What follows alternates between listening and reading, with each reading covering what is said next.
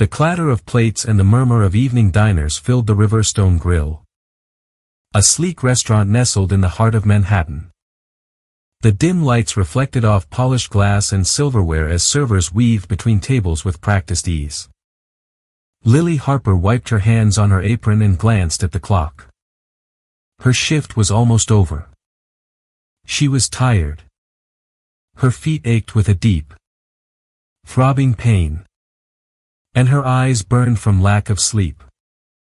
But she knew her son back home was still waiting for dinner. Rent was overdue, and she hadn't eaten since morning.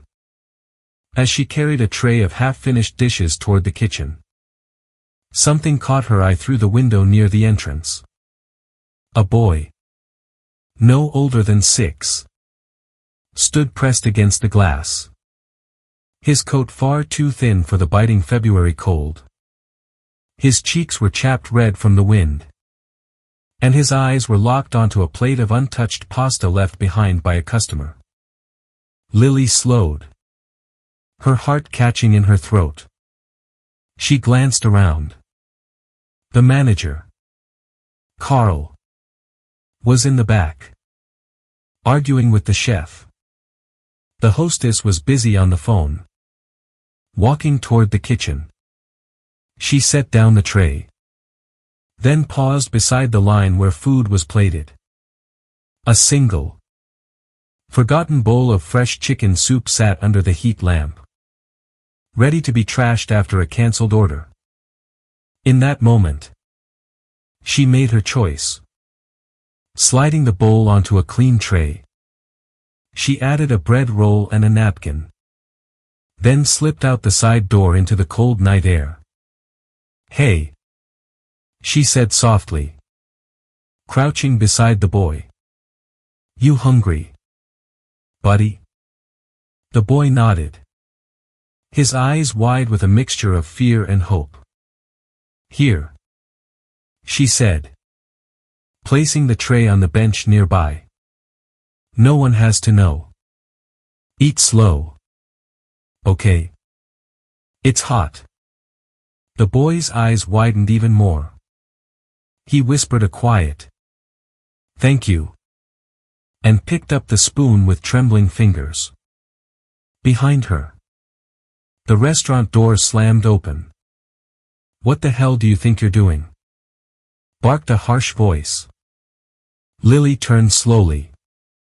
Her manager, Carl, stormed toward her, his face a mask of red-blotched fury. His eyes flicked from the soup to the boy, then back to Lily with disgust. "That's theft. Harper. You just gave away company property. It was going to be thrown out," Lily said, standing her ground, her voice steady despite the fear coiling in her stomach. "He's just a child, Carl. He hasn't eaten all day. That's not your call to make.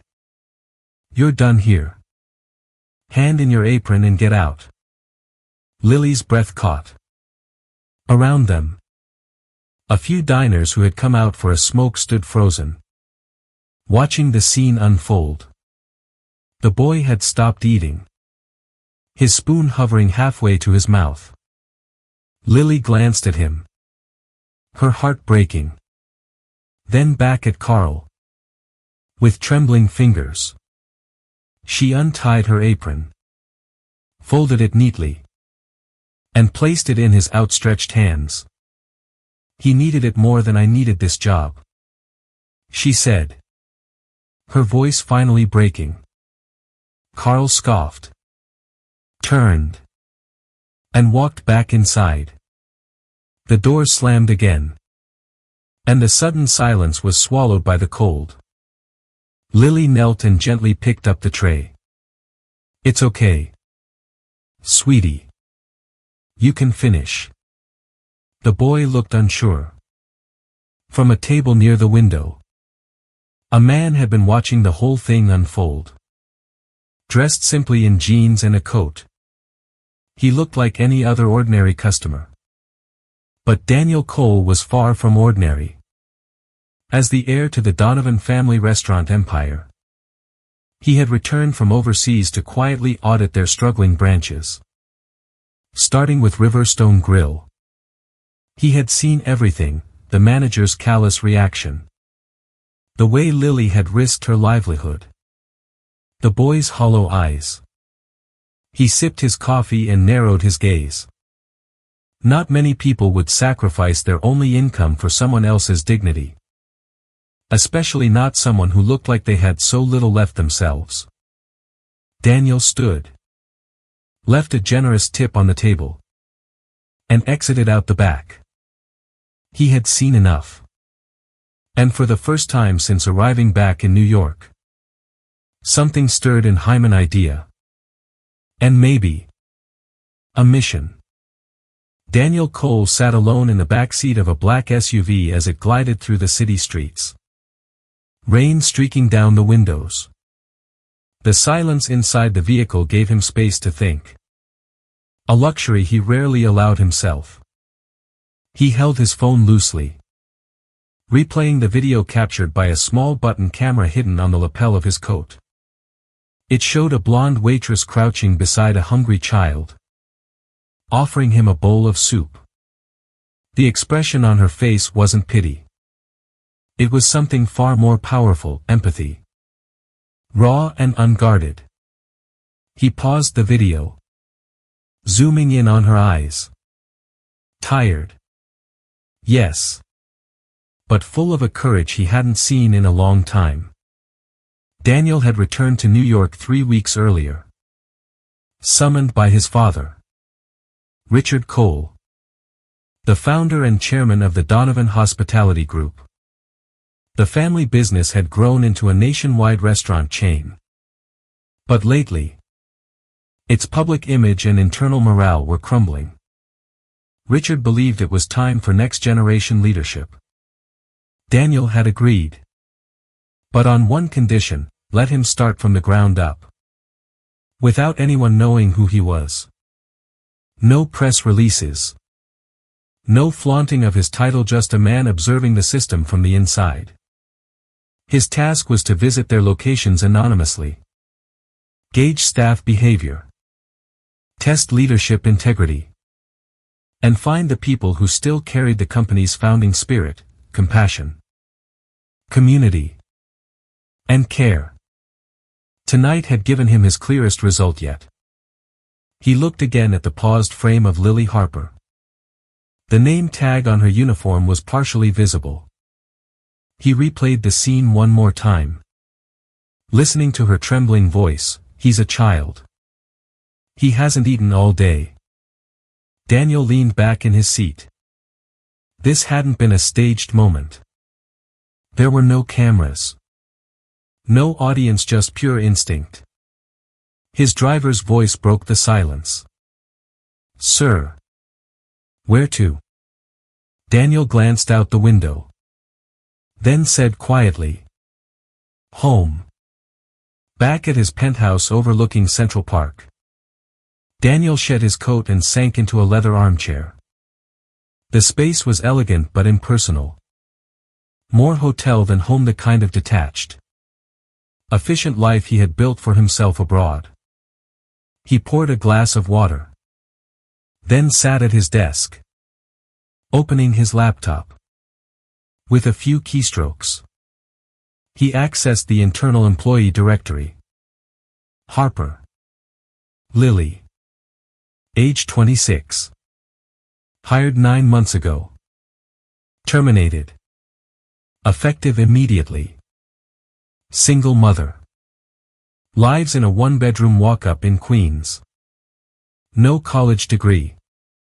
No disciplinary record. Until today. Daniel leaned back, fingertips pressed together. Why did this one incident matter so much to him? He had watched countless people get fired, pushed aside by cold policy or bureaucracy. That was business.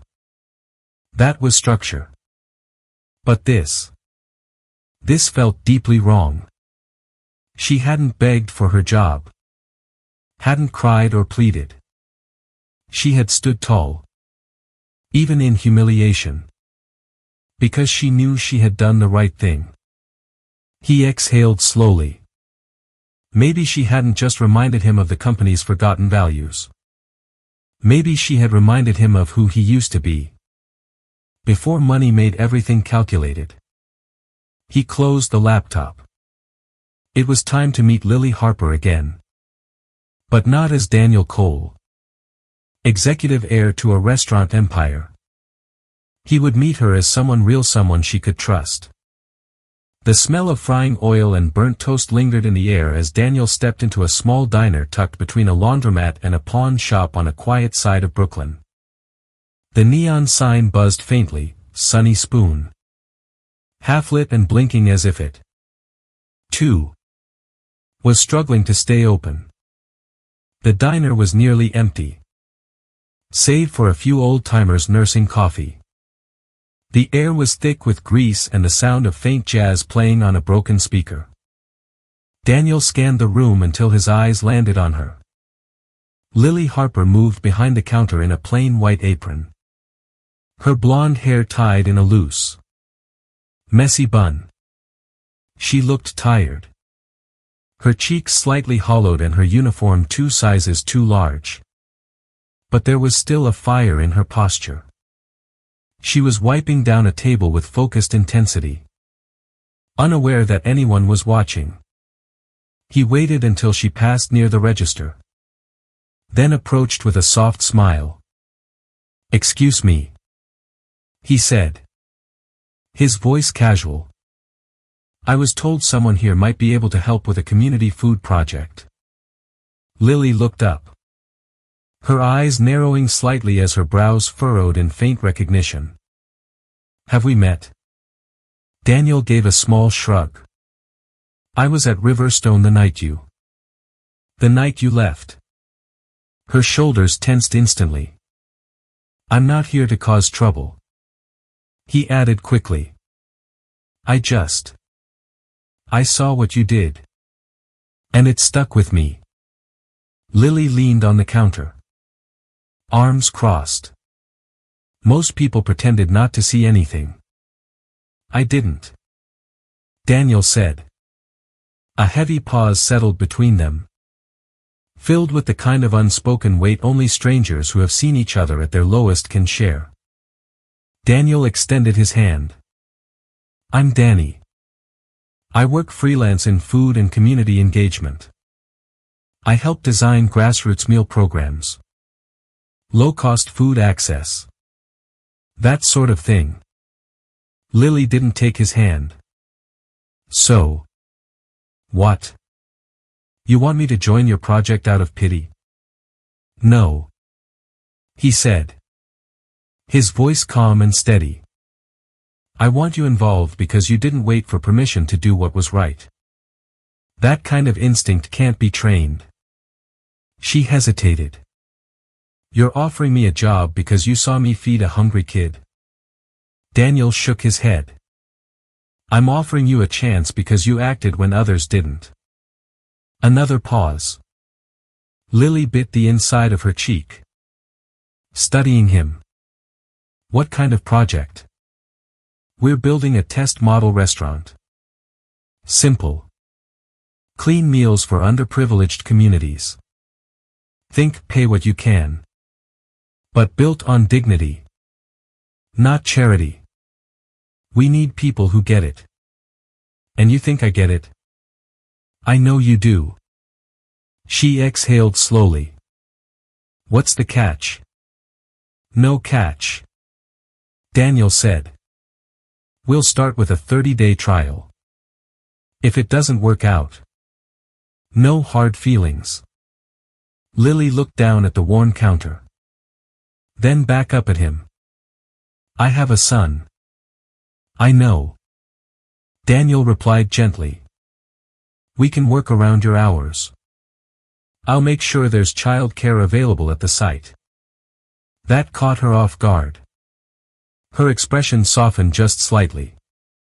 "Where do we start?" Daniel smiled. "With breakfast. Come by tomorrow morning." There's a community space in Flatbush we're repurposing. She stared at him a moment longer, as if trying to read between the lines of what he wasn't saying. Then, finally, she nodded. Okay, she said. 30 days. Daniel turned to leave but paused at the door. By the way, you've got a pretty terrible boss here. You ever think of running a place of your own? Lily smirked. Despite herself. Only in my dreams. Good. Daniel said. Because we're going to build one. She watched him walk out into the Brooklyn dusk. The doorbell chiming softly behind him. She still didn't know his last name. And as for Daniel, he walked away knowing he was in deeper than he had intended. What began as a test project was stirring something he hadn't expected to feel again, hope. The sun rose slowly over Flatbush, spilling golden light through the large windows of a former rec center. Now repurposed into something new, the community table. The name was painted in warm letters above the door.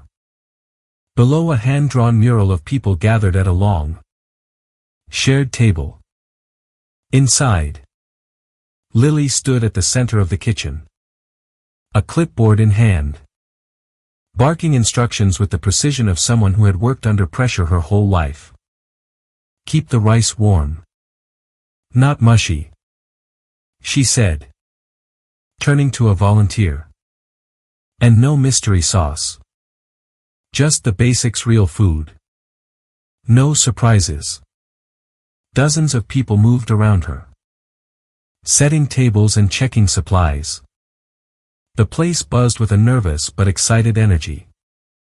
Daniel arrived early, dressed in jeans and a sweatshirt, sleeves rolled up. He didn't speak much that morning. He just watched. This was Lily's space now. And she owned it. By noon, a line had already formed outside, homeless veterans, single mothers with toddlers, elderly folks carrying plastic grocery bags. Lily greeted each one with a smile. Never rushing. Never judging. You're welcome here, she said over and over. You matter. Inside, families sat at communal tables eating lentil stew, cornbread, and sliced apples. Children laughed. For some, it was their first hot meal in days. A local reporter from the Brooklyn Voice showed up with a notebook and a camera. I heard there's a waitress running a restaurant that feeds people with dignity, she said. Lily blinked. I'm not running anything. I'm just trying to do what I wish someone had done for my family. The article that came out the next day went viral across the borough, the community table, where kindness is on the menu. Daniel sat in his apartment late that night, scrolling through the piece. A photo showed Lily crouching to tie the shoe of a little boy who had come in without parents.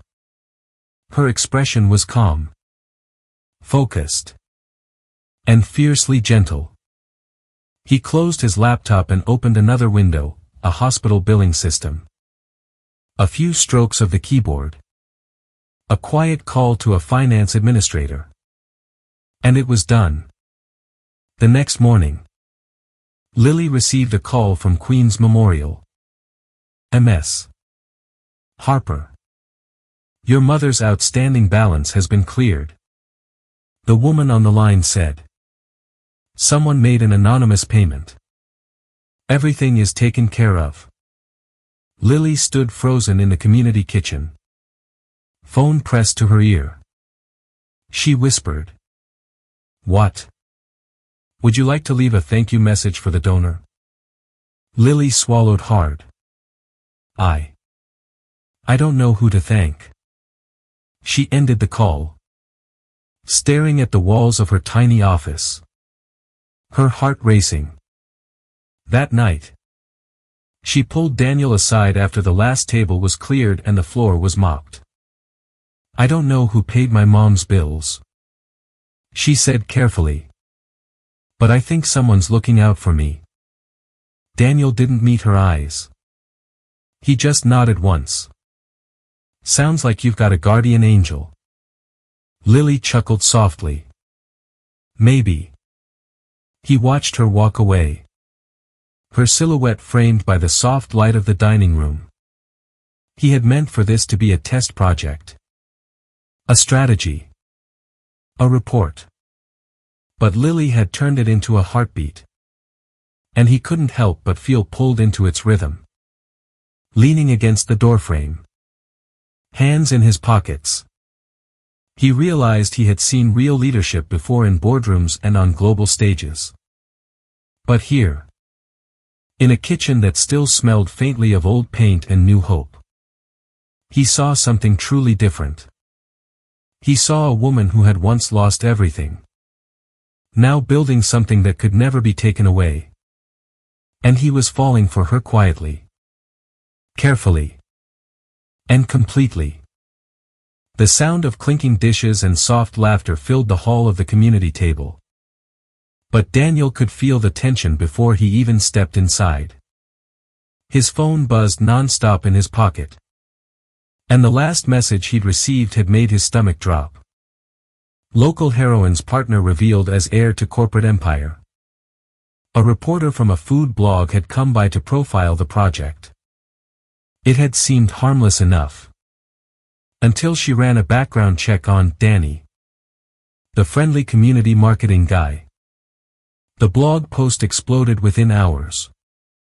Daniel Cole, son of Richard Cole, the billionaire behind Donovan Holdings, the company that owned Riverstone Grill and over 100 other upscale restaurants, was not who he had claimed to be. And he had not told Lily. He walked slowly into the kitchen.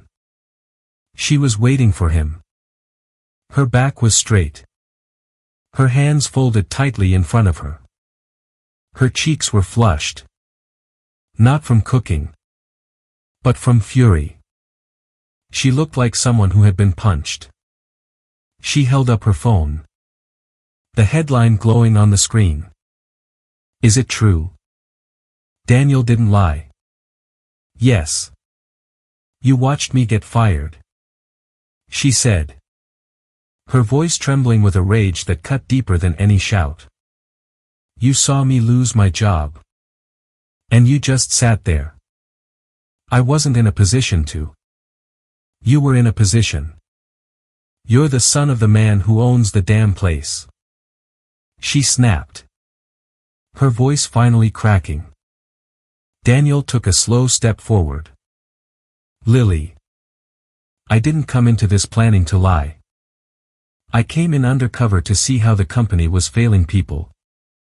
Failing employees like you." "And then what?" she asked, her eyes welling with tears of betrayal. "You decided I was worth helping because I passed some kind of test." He flinched at the word. "You knew how much I hate being treated like a project. You said this was about dignity. About people being seen. And you were hiding who you were the whole time." Daniel had no defense. No explanation that would make it right. "I trusted you," she whispered, the words hanging in the air like broken glass.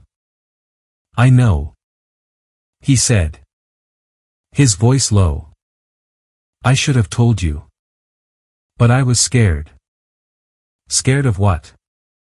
"Of what you'd think of me if you knew who I really was."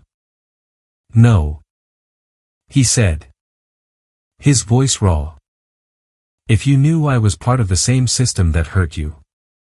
Silence settled like a thick fog between them. Lily pulled off her apron. "I can't do this. Not with you. Not here. I'm done." She walked past him, grabbing her bag and coat without looking back.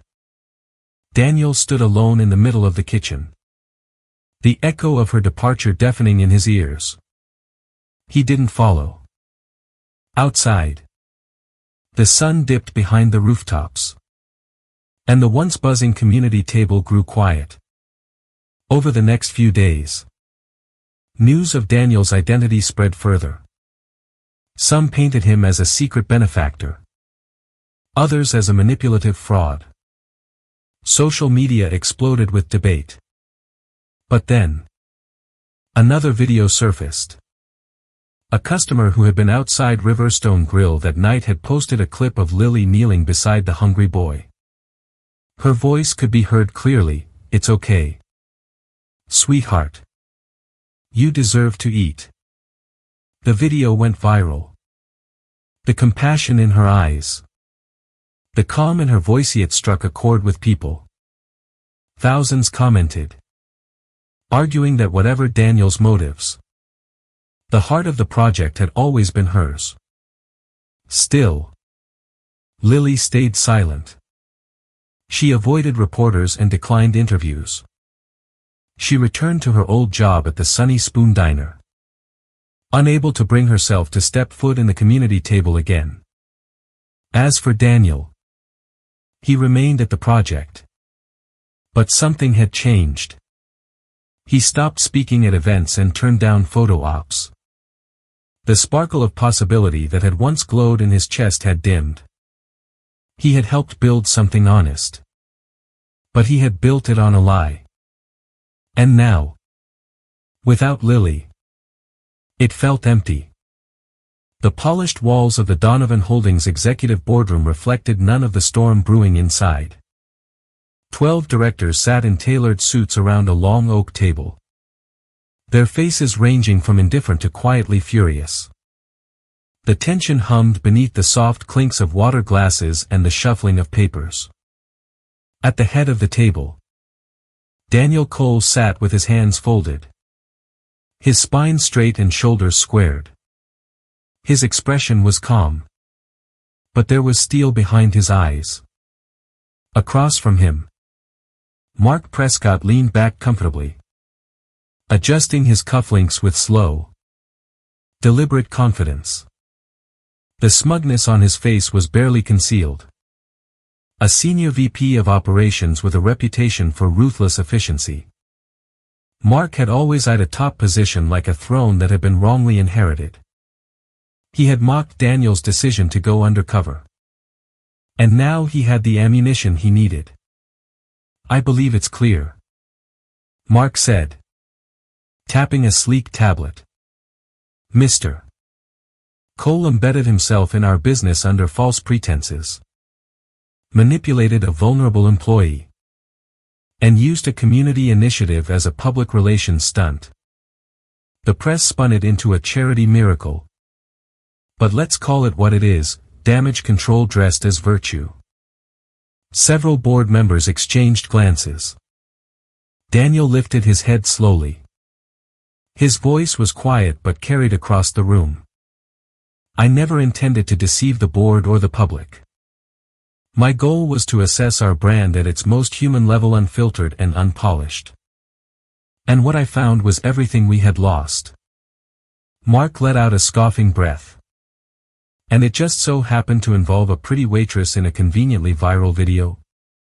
Daniel's jaw tensed. "She is not a PR move," he said evenly. "And she is not just a waitress." He stood slowly, placing both palms flat on the polished wood. "Lily Harper is the reason the community table exists. Her instinct, her courage, her commitment. None of this would have happened without her. If anyone built something worth noticing, it was her." Mark leaned back further, arms crossing. "Then why is she gone?" Daniel didn't flinch. "Because I failed her," he said, his voice low and honest. "I should have told her the truth. I should have trusted her with my real name, my real title, the same way she trusted me with everything she had." The boardroom fell silent. A few directors shifted in their seats. Uncomfortable now, Not from the scandal, but from the rare sight of raw accountability. Daniel looked around the table. I take full responsibility for that mistake.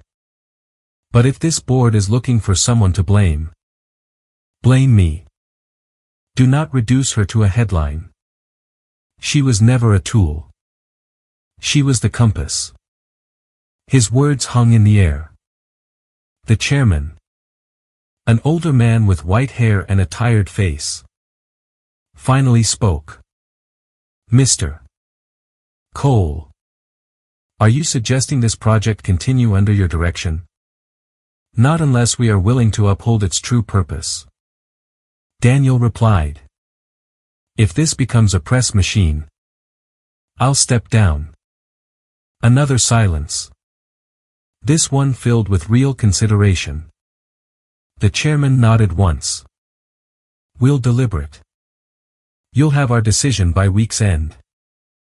Daniel inclined his head, gathered his notes, and walked out without another word. That night, across the city in a modest walk-up in Queens, Lily sat on the edge of her couch, folding a worn t-shirt as the TV murmured in the background. Her son was playing quietly on the rug. The newscaster's voice cut through the silence. In a bold moment during today's closed-door board meeting, Daniel Cole, son of Donovan Holdings founder, defended former employee Lily Harper, who was previously dismissed for feeding a hungry child.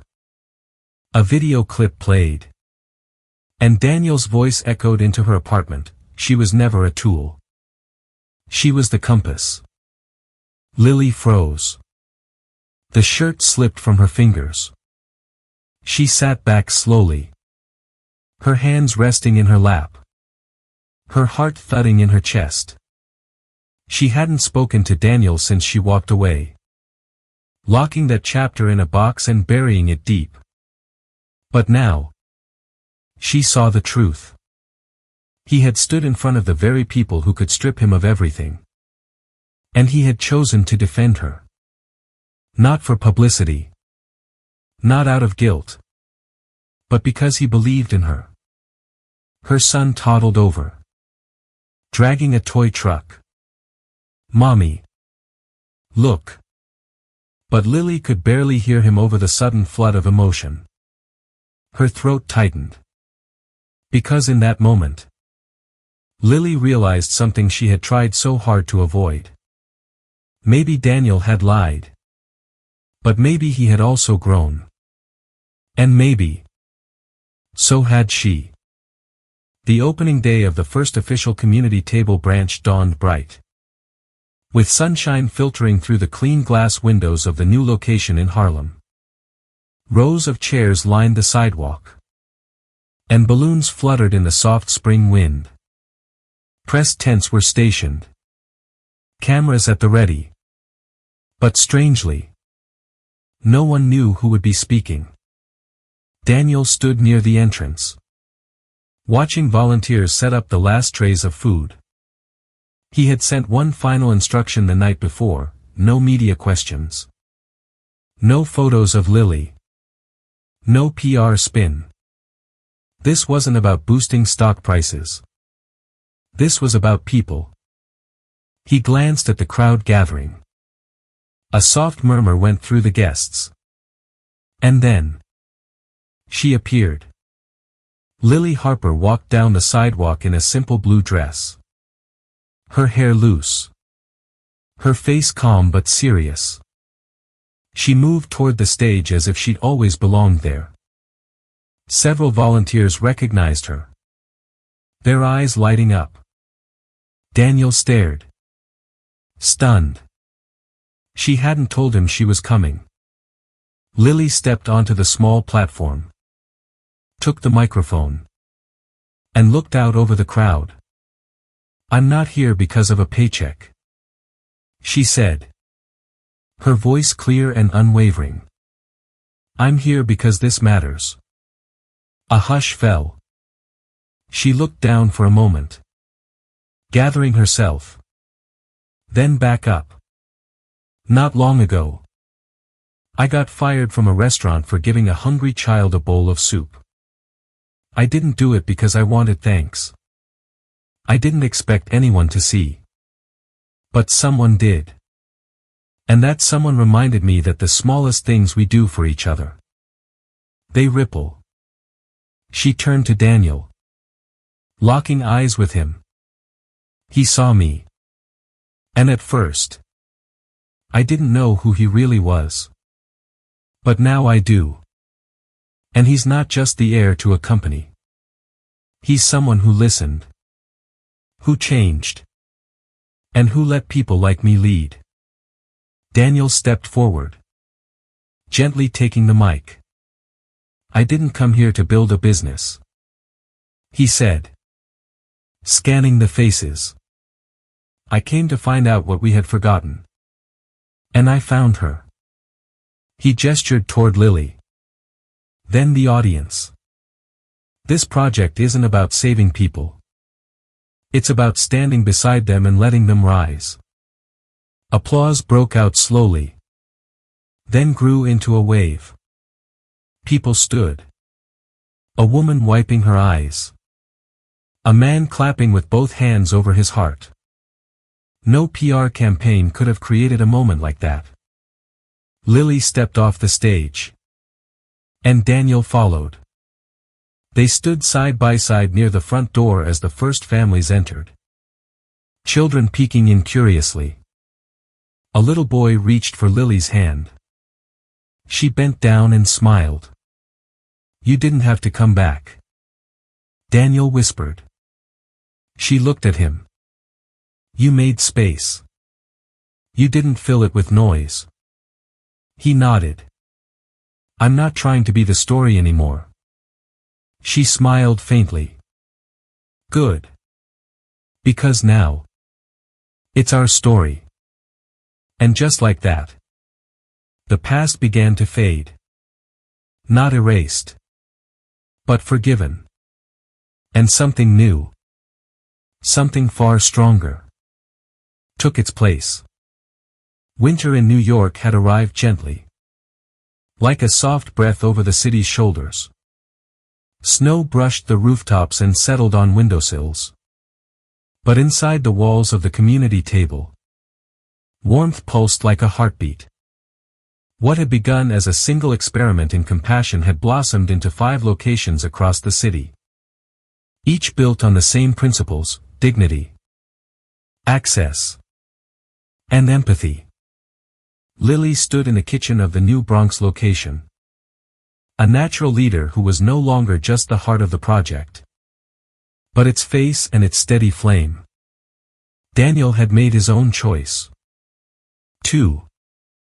He had formally stepped away from executive leadership at Donovan Holdings to become the full-time co-director of the community table.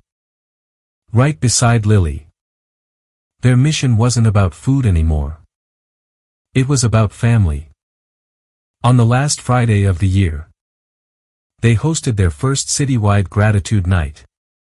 The venue, a former library, was transformed.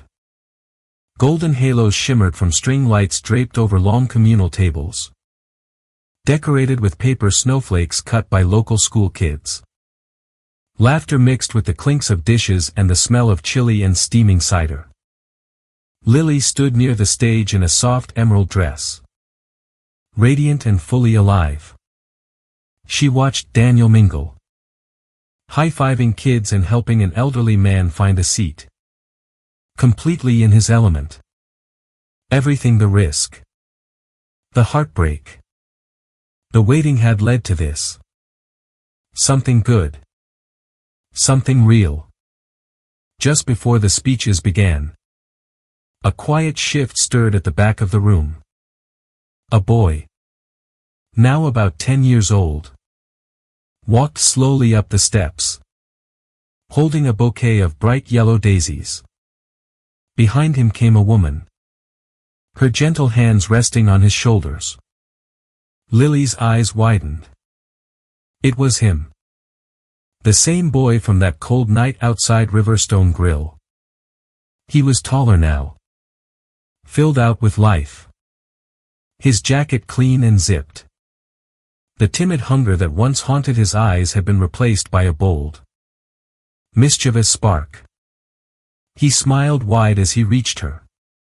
"These are for you," he said, his voice shy but steady.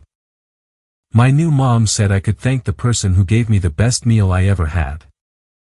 Lily knelt instinctively, taking the flowers with trembling hands as her eyes welled up. "You remember that night?" "Always," he said. "It was the first time someone looked at me like I mattered." She pulled him into a hug, holding him tight as tears streamed silently down her cheeks. He held on, too. When she finally stood, Daniel was beside her, his own eyes glistening. "He found a home," she whispered. Daniel nodded. Then, slowly, he reached into the inner pocket of his coat and pulled out a small silver key attached to a simple leather tag. No words, just the engraved shape of a house. Lily looked at it, puzzled. "What's this?" Daniel handed it to her. "I thought we might want a space of our own, too," he said softly. "Not just for now. For building something long-term." Her fingers closed around the key. It felt warm in her palm.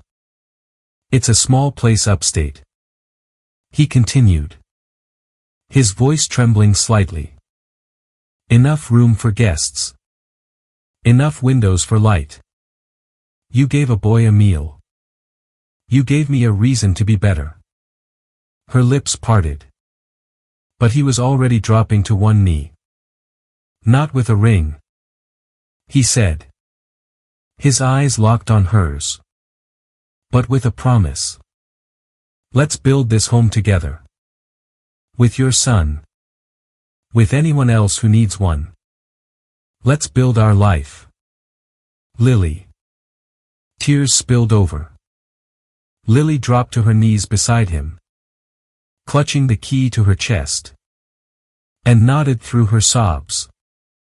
"Yes," she whispered. "Yes." 3 weeks later, beneath a soft curtain of falling snow, they stood on a gentle hill just outside Beacon, New York. The house was modest. 2 stories with wood paneling and a porch that wrapped around it like a welcoming hug. Daniel opened the door and stepped aside. Lily entered first, her son right behind her, laughing as he ran from room to room. She turned in a slow circle, taking it all in, the bare walls, the open shelves, the floors waiting for rugs and messy socks and endless possibility. Daniel stepped beside her and took her hand. "This," he said, smiling, "is where our next chapter begins." They stood together in the doorway as the snow danced around them and sunlight spilled across the wooden floor. No longer strangers. No longer broken, just a family. One key. And a life they were finally ready to build. Thank you for joining us on this heartwarming journey of redemption, kindness, and the unexpected family that grew from one small act of compassion. If this story stirred something in your heart, if it made you believe once again in second chances and the quiet power of doing what's right, please show your support. Don't forget to like, share, and subscribe to Soul-Stirring Stories. We bring you true to the heart tales every week, stories that remind us that sometimes hope walks in when we least expect it. And that love in its purest form can start with a single meal. Got a story like this in your own life? Tell us in the comments below. We read every single one. Hit that bell icon so you never miss a moment that just might change your day. Or your heart. Until next time. Stay kind. Stay human. And keep believing.